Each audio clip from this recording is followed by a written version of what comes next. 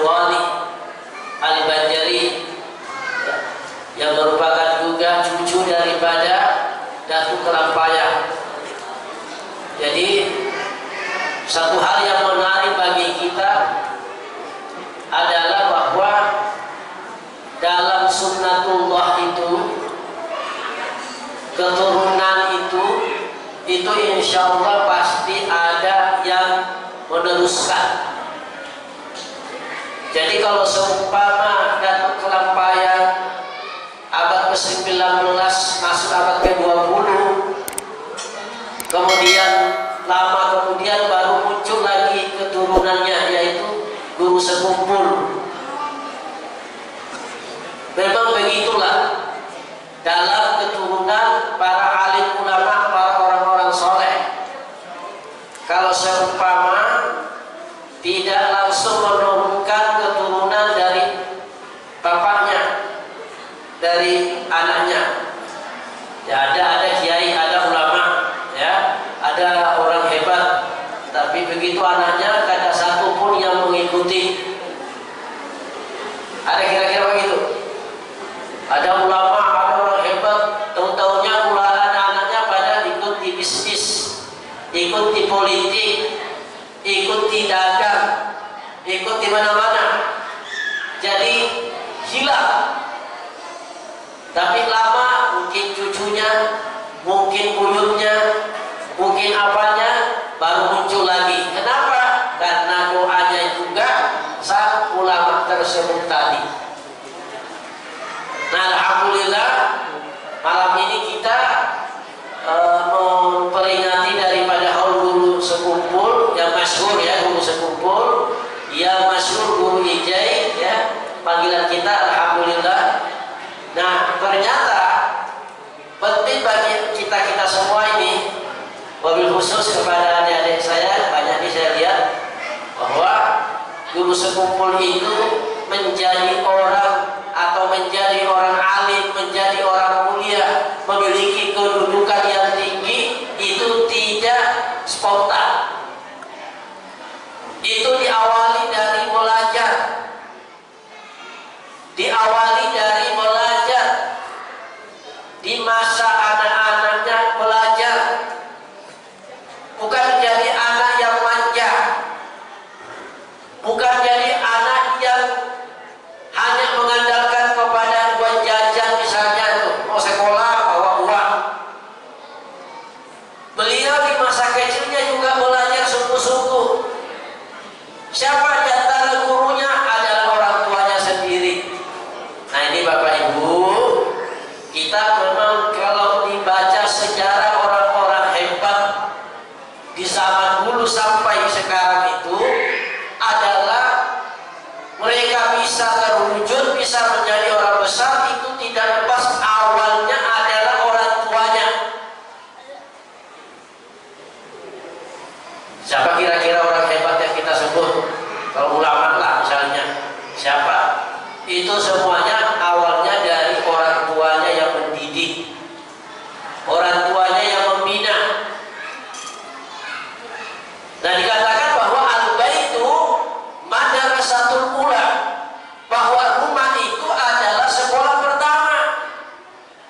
Sekolah pertama. Jadi gurunya siapa? Orang tua, bapak dan ibu.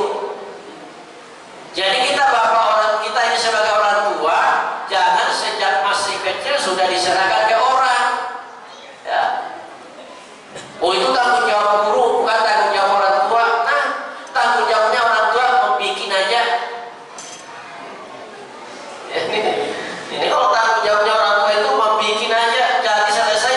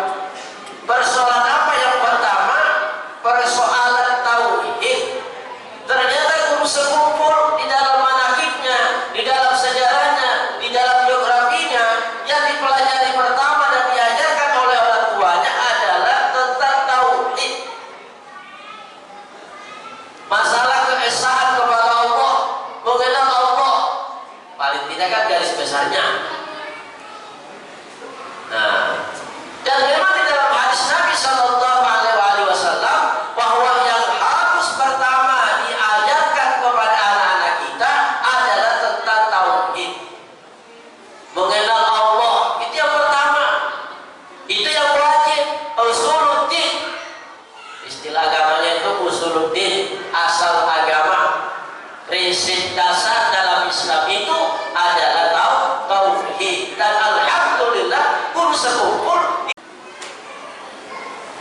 Nabi Sallallahu Alaihi Wasallam itu mengajarkan kepada sahabatnya tentang tauhid bukan 1 bulan, bukan 1 tahun.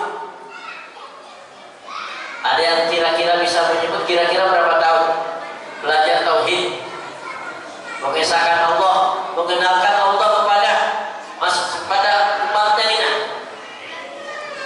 Itu selama berada di Mekah. Nabi selama berada di Mekah yang diajarkan itu adalah tauhid, mengesahkan siapa yang menciptakan langit dan bumi. Itu. Ada sisa api neraka, ada surga, ada kiamat, ada ini macam-macam. Itu terkait dengan tauhid selama kurang lebih 13 tahun. Bukan waktu yang sebentar. 13 tahun diajarkan tauhid. Kita ke anak-anak mengajari tauhid berapa lama ya? 1 jam, berapa menit? Udah. Jadi dengan lamanya belajar tentang tauhid, maka mereka mengenal Allah. Mereka tahu siapa itu Allah, maka betul-betullah menjadi seorang hamba yang takut kepada Allah, hamba yang betul-betul menyembah kepada Allah.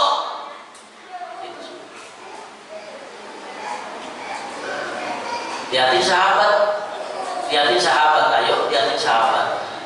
Mereka pada datang kepada Nabi, ya Rasulullah, apa yang saya bisa bantu kepada engkau ya Rasulullah? Menawarkan diri, tenaganya, pikirannya, hartanya, semua dipersembahkan kepada Nabi Muhammad Sallallahu Alaihi Wasallam karena sudah benar-benar mengenal Allah. Kalau kita kan masih ragu-ragu, mau enggak? Ini 100.000 apa 50.000? Ya, ini kita mau acara, mau apa namanya, kaum sekumpul orang ulama besar, mau bantu 5 kota atau 1 kota. Ragu kita, ini kalau 5 kota jumlah uangnya sekian, kalau 1 kota jumlah uangnya sekian. Tinggal dipilih yang gandul apa yang kecil, yang banyak yang sedikit. Ya, manusia pada umumnya memilih yang sedikit. Kenapa? Karena di situ masih ada keraguan tentang keyakinan kita kepada Allah. Kita capek cari rezeki, ya, cari uang, hampir 24 jam cari uang. Tahu-tahunya datang orang minta bantuan. Enaknya kan? Ya enak, minta. Sementara Nabi mengajarkan kepada sahabat dan betul-betul masuk di dalam hatinya. Abu Bakar As-Siddiq menyerahkan semua hartanya kepada Rasulullah. Umar bin Khattab menyerahkan, Utsman bin Affan, semua sahabat yang tidak punya uang, tenaganya diserahkan. Itulah karena sudah mantap tauhidnya. Juru sekumpul insya Allah juga sudah lulus, sudah mantap tauhidnya, mengenal Allah, mengenal Rasulullah Sallallahu Alaihi Wasallam. Jadi kalau kita mau mendapatkan maksimal, menyerahkan ke guru untuk mendapatkan ilmu agama, ilmu tauhid, itu no way, tidak bakalan. Kalau bukan peran dari orang tua mengambil alih semua ini untuk mengingatkan anak tentang Allah, itu tidak akan bisa mendapatkan pengetahuan kepada anak kita. Jadi Bapak Ibu, ini kembali ke tanggung jawab kita, didik anak kita untuk mengenal Allah Subhanahu wa Ta'ala. Inilah salah satu rahasia di mana kita bersama-sama dengan anak, lebih banyak bersama dengan anak. Berarti itu kewajiban kita harus lebih ditingkatkan lagi untuk mengajar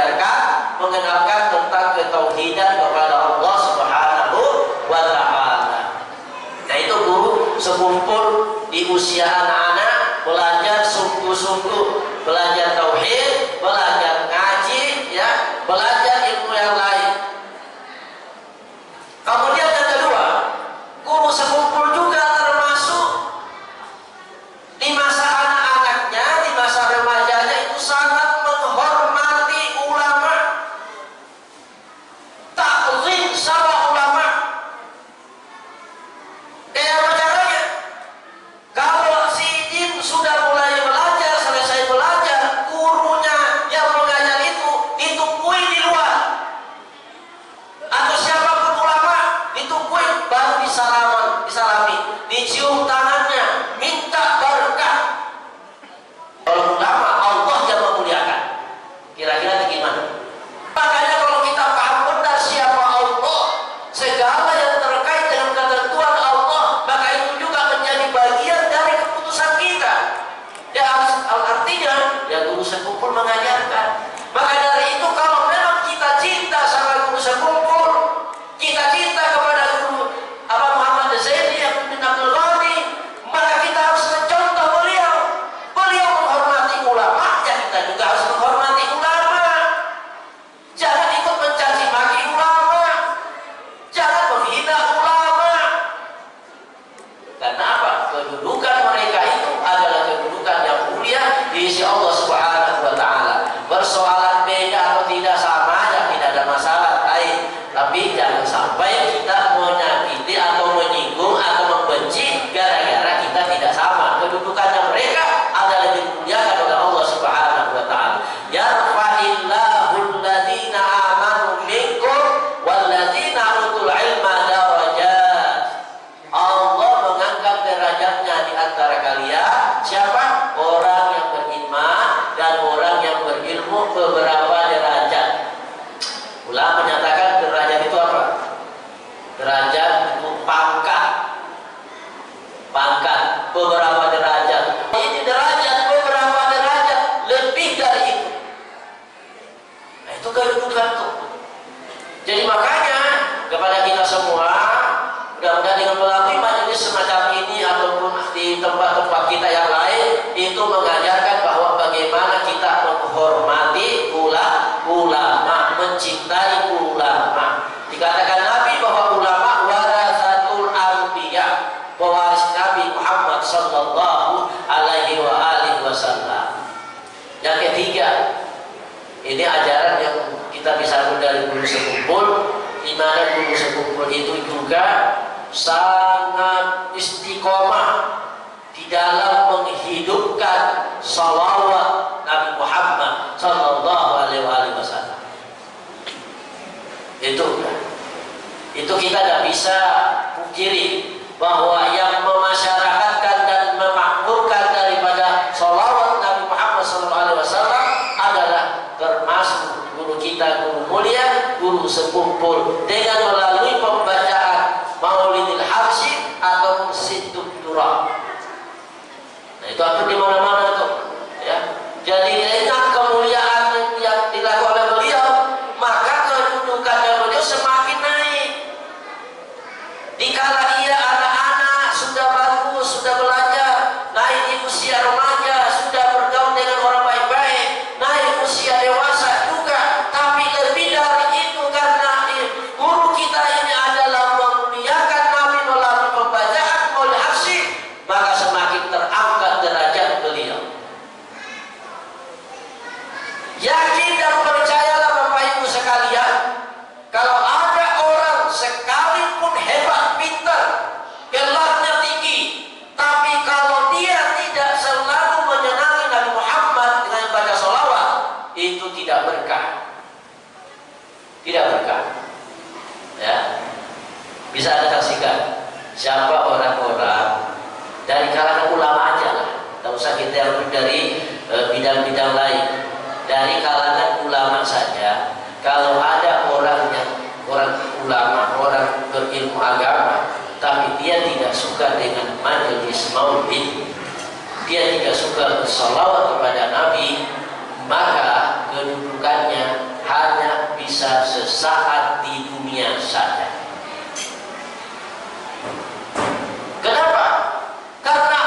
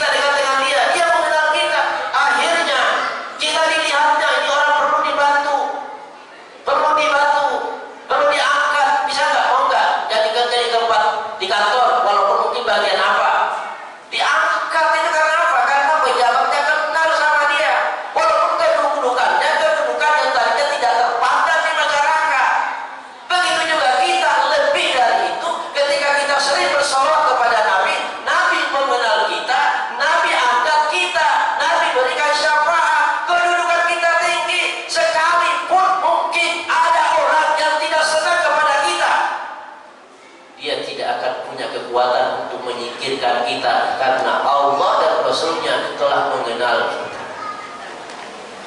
Jadi salawat kepada Nabi SAW itu modal yang sangat berharga. Kayak apa guru sekumpul di zaman masa hidupnya, Masya Allah, dikenal oleh orang banyak. Di masa wafatnya juga semakin tahun semakin bertambah yang hadir haul. Namun tahun ini aja yang agak berbeda karena gara-gara Siti Corona. Tapi alhamdulillah ketika ini ada setelah selesai apa itu, di mana-mana kita nonton di Facebook haul guru sekumpul. Tanggal 5 tadi malam Rabu kemarin, itu tanggal 5 Rajab adalah wafatnya beliau. Mulai malam Kamis juga di sini lagi kan, di mana-mana hampir mulai untuk itu adalah apa Pak? Itu bukan dipaksa itu adalah sebuah kekuatan yang dimiliki oleh guru sekumpul, bergerak hatinya dari setiap jamaah, dari setiap majelis, tidak ada di Samarinda tapi di seluruh Kalimantan. Anggaplah seluruh Kalimantan merayakan, mengangkat ini semua adalah karena Allah mengangkat derajatnya. Nah itu sudah itu. Contoh sederhana. Ada sekali waktu dalam Kasyafatul Qulub, karya daripada tulisan Imam Al-Ghazali, ada seorang laki-laki bermimpi. Apa mimpinya? Dia mimpi di akhirat. Nabi SAW sudah memberikan syafaat kepada orang-orang yang ada di sekitarnya. Tapi salah seorang anak tadinya memimpi ini, dia datang kepada Nabi, ya Rasulullah, saya juga umatmu. Apa kata Nabi? Siapa itu kau? Kok saya tak kenal?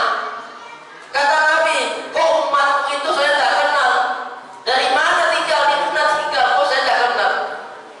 Akhirnya dikatakan bahwa orang ini selama hidupnya tidak pernah bersalawat kepada Nabi Muhammad SAW.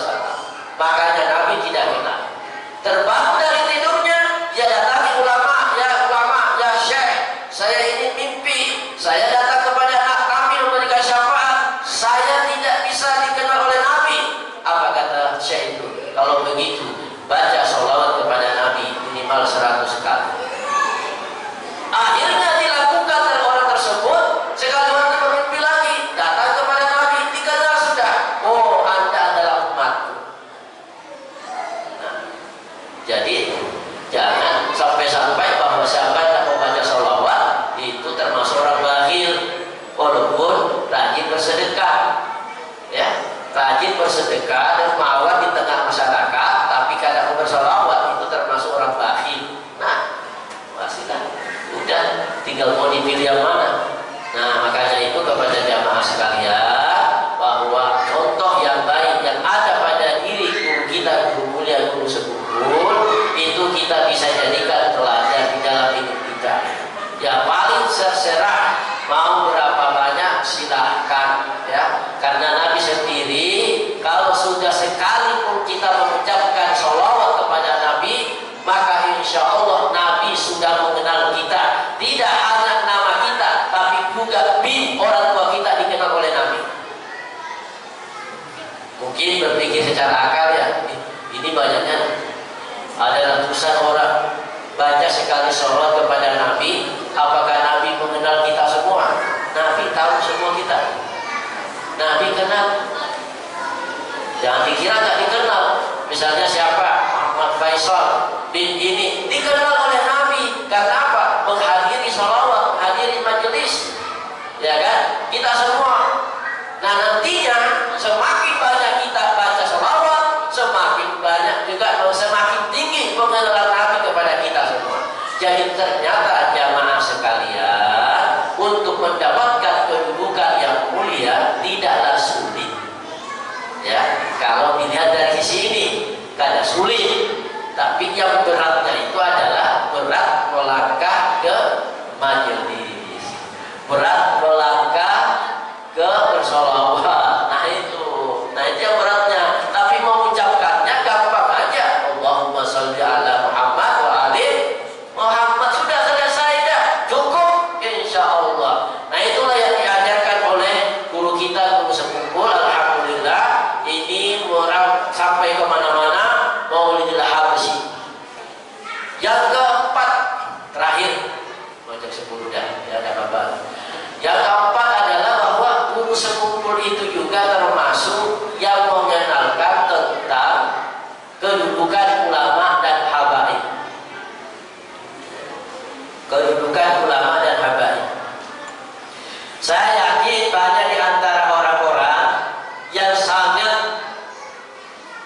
mengikuti apa yang dilakukan dan dikatakan oleh guru sekumpul.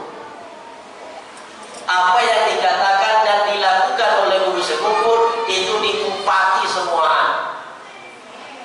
Dan akhirnya apa? Banyak yang menghargai ulama karena guru sekumpul menghargai ulama. Banyak yang menghargai habaib karena guru sekumpul menghargai habaib. Itu yang kita bisa lihat. Kemudian dengan dari itu kita bisa mengambil manfaat bahwa dalam hadis Nabi Shallallahu Alaihi Wasallam guru sekumpul itu mengamalkan. Itu bukan sekedar inisiatif daripada beliau, tapi memang ajaran agama mengajarkan bahwa hormatilah ulama dan hormatilah ahli baitin Nabi. Diperhatikan oleh beliau, akhirnya pengikutnya yang senang sama beliau diumpati, dianggaplah guru sekumpul ini yang memperkenalkan tentang menghormati ulama dan habaib. Padahal sesungguhnya itu sudah ada di dalam hadis Nabi, sudah ada dalam Al-Quran. Tapi alhamdulillah ada figur, ada contoh, ada ulama yang bisa mempraktekkan itu, kemudian banyak pengikutnya mengumpati juga.